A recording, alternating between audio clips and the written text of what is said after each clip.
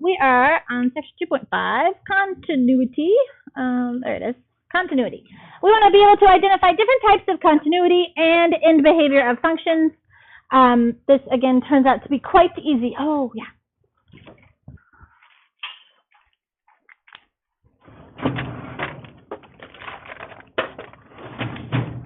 There you go. All right. Turns out to be quite easy. Continuity is like the word continuous. And so a graph is said to be continuous. A graph is said to be continuous if there are no breaks or holes in the graph. So really, if you can put your pen on your graph and trace it without having to pick up your pencil, and you can trace the function forever, then that is a continuous function, okay? That's very easy. Continuous, okay? If there are breaks or holes in the graph, what do you suppose it's called? Discontinuous. Yes, very good. Guys are geniuses. Oh, good. Discontinuous. C-O-N-T-I-N-U-O-U-S. Discontinuous. All right. So we're looking at a continuous function, but if I had to pick up my pencil, then it would be discontinuous. There are 3 different types of discontinuity. This first one is an example of an infinite discontinuity. Infinite discontinuity. What's happening here? We have, again, we've started to see this come up a lot. There's this vertical asymptote here, where that is the graph goes in opposite directions. Okay, that is an infinite discontinuity. Yes, ma'am. How would you spell asymptote? Yeah. A-S-Y-M-P-T-O-T-E. There's an asymptote at x equals a in this picture. A vertical asymptote. A-S-Y-M-P-T-O-T-E. So that is an asymptote, and again, you can see how the graph, the right side goes towards positive infinity, and the left side here is headed down towards negative infinity. That is an infinite discontinuity. All right, they're going in infinitely different directions. Okay. Now, the next picture here is a jump discontinuity. It's very descriptive. I love math words. So if I were to try to trace my graph here, you can see I'm starting here at my arrow on the left because we always graph from left to right. So I'm going to the left, or from the left here, and I approach, but you can see I have to pick up my pencil to jump to the next part of the graph. And so here we have quite literally a jump, and that's why it's called a jump discontinuity. So you can see f of x jumps from one point to another at x equals a. We're jumping from a negative value up here to a positive value. And then, what's that little thing called? It's a hole. There's a hole in the graph. So that is the word that we use most commonly. It is a hole in the graph, but that is known as a removable. It's known as a removable discontinuity, but it's more commonly just known as a hole in the graph, okay? So the reason it's called removable is because in calculus, you know, we think in terms of infinite scale, right? So this looks like a very big hole. However, it is one teeny, tiny, infinitely small point. Remember, a point, going back to geometry, is dimensionless. It has no length and no width. It takes up no space, okay? So this looks like a very big hole because we have to draw something that designates that for us, but this hole is infinitely small. So small, water can't go through the hole, all right? So we call it removable because it's easy to just plug that hole up, okay, because it's so tiny. All right, so that is a removable discontinuity because it's easy to get rid of. So we have those three types of discontinuity: infinite, jump, and removable discontinuities. Now, let's practice. Directions: determine if the function shown is continuous. If not, identify the type and location of the discontinuity. So, continuous or not? Not continuous. What kind of discontinuity is number one? Jump. It is a jump discontinuity at what x value?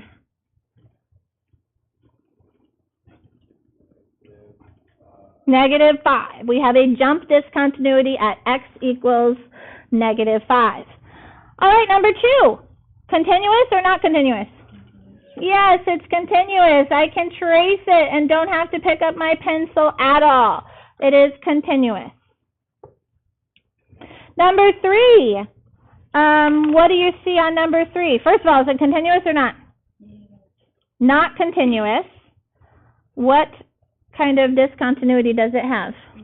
An infinite discontinuity. Very good. There's this vertical asymptote happening right there. So this is an infinite discontinuity at x equals 1. Infinite discontinuity at x equals 1. I do agree the graphs are a bit on the small side. Number 4, continuous or not? Continuous. Number 5, continuous or not? Not continuous. What does it have? Removable. Removable discontinuity at x equals -3. Very good. And then number 6. Yeah, very good. Perfect. We do have a nice infinite discontinuity here happening. Can you do 2 x's or just the one of that? 2. We have both. So infinite, F-I-N-I-N-I-T-E. We have an infinite discontinuity at x equals 2. And we have a removable discontinuity at 4. Counting is so hard, isn't it? It's crazy how long it takes little kids to learn to count. Because we think it's so easy, but it's really, really not. It's crazy how babies learn to count. It's really quite interesting. So she surprised me once. We were at the park, and she just started counting all the steps to get up, we had started counting, and then she just continued as she was hopping up the stairs, and I stopped at like 12 because she was like 15 months old, and I was like, okay, and then she kept going. I had no idea she could count past 12. It was crazy. She's pretty cute. All right. Here we go. I digress. Here we go. So that was easy stuff. In behavior is also pretty easy. In behavior is, I like to say, where do the arrows go? That is the question that we're answering. When we talk about end behavior, our graphs go on forever, most of the time. And so end behavior is how we describe where those arrows end up. Okay? Again, on the very infinite scale, the forever scale. And so we talk about as x moves towards negative and positive infinity. So when we're looking at our graph, we want to know, hey, we're talking about the x-axis here. Here's my x-axis. And I want to know what's happening as x goes to negative infinity. So as we move far, far, far to the left on our graph, what happens to all our y values, our output values? And we also want to know, hey, what happens, again, as x moves to positive infinity, as we move far, far out to the right side of our graph, what are the y values doing? So that's all we're asking. What are the y values doing? So in this particular graph, as x goes towards positive infinity, so that means as we move to the right on our graph, what are the function value outputs doing? Well, they're going down. The arrow is pointing downward, right? It's going down forever, negative infinity. Okay? And now, as x moves to negative infinity, so that is as we move to the left on our graph. So here's where x is in negative infinity land. Again, what are the corresponding outputs doing? What are the y values doing? Growing towards positive infinity. That's all it is. That's end behavior in a nutshell. Where do the arrows go? That's all we're doing.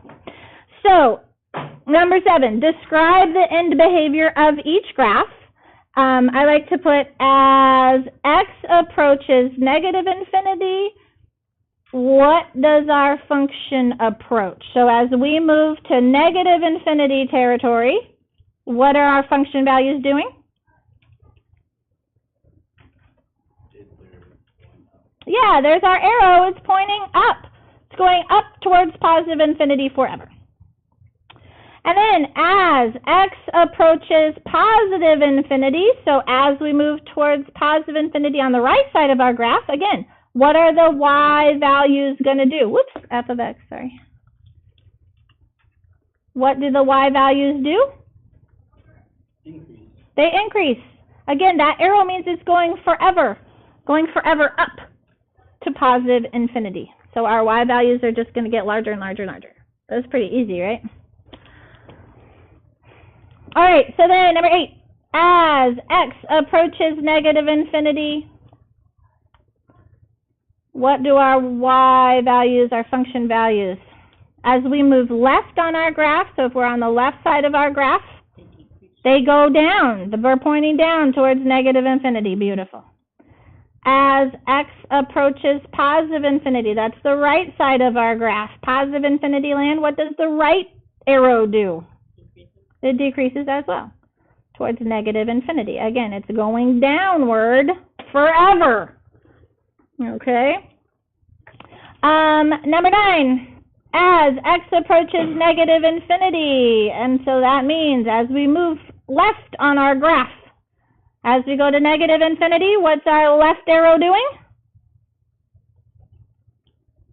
Decreasing again. It's going down to negative infinity values, negative, very, very negative y values. And then as x approaches positive infinity, so again, as we're moving to the right on the graph, what does our right arrow do?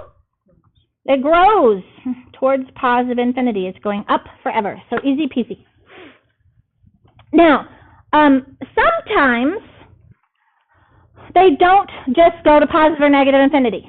Sometimes our graphs approach a certain value. Where we have what is called a horizontal asymptote, okay? I'm going to write that down, horizontal asymptote. And so, again, as x moves towards negative and positive infinity, so again, as we're moving left and right on our graph, we want to describe what those output values are, what the function values are approaching. And sometimes they tend toward a particular y value. So on this graph here to the right, as x approaches positive infinity, that's the right side of the graph. So over here, what is my function approaching here? Negative 1, yeah, you can see there's this like horizontal asymptote that's sort of splitting those two pieces of our graph. And so this curve is getting closer and infinitely close to negative 1 on our function, on our graph.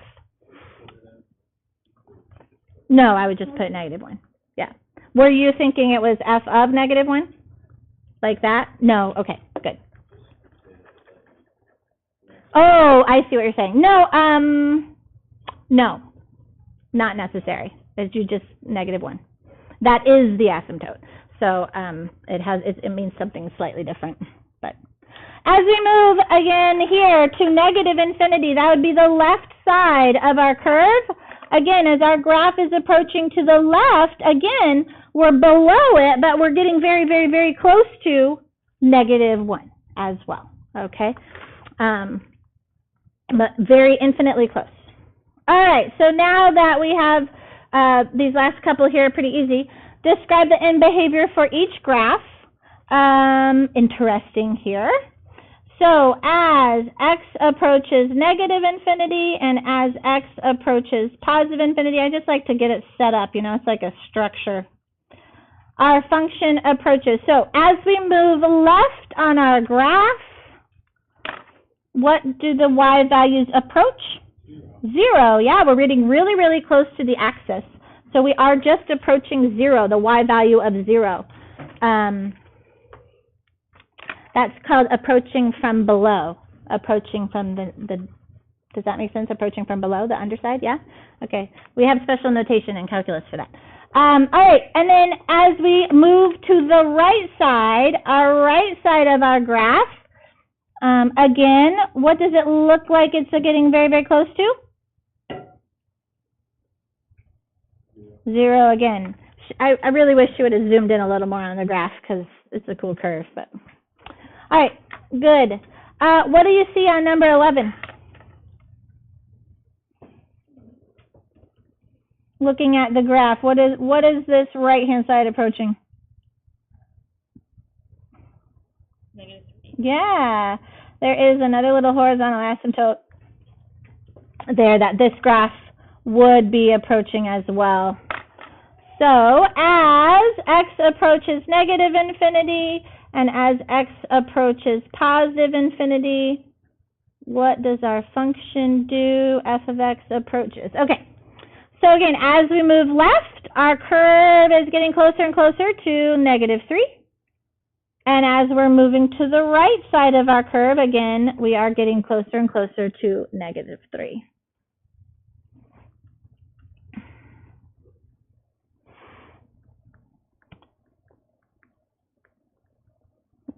What about, can I just do this? Can I do like quotes? You know what that means? Yeah. The same as the other? Okay. All right, on number 12, as we move to the left, what is our function approaching? 2, yeah. And as we move to the right, we're getting closer and closer to 2.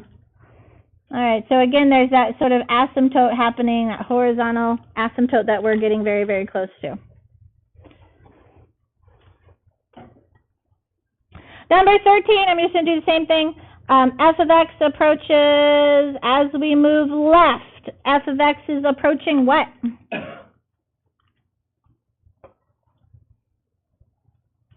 Here's our left arrow. What's his approaching? -2. Yep, there's a little horizontal asymptote right there. Is approaching -2. And as we move to the right side of the graph, here we are right here. Again, we're approaching that same -2. They just have that problem up there. Do I what? They just have a problem up there to check if there's that there. No, that is a special rational function. Yep. We'll be learning about those in the next unit. I'm excited. All right. On number 14, as we move left, what are we approaching? 0. Good. F of x is approaching 0. And as we move to the right, again, we're also approaching 0. I wanted to get to number 15. All right. So number 15, f of x approaches as we move left. So we're over here in -infinity land. Where is our function going? Infinite. There's our left arrow. It's going to +infinity on the left-hand side. As we move to the positive, the right side of our graph, what is our function doing? Yeah, 1, 2, 3, 4, -5. So there is, this one has just one-sided in behavior there. It's really a horizontal asymptote. It's the same thing, but it's exponential decay. We'll talk more about those. All right, questions for me? That's super easy, right? Nice. Okie dokie.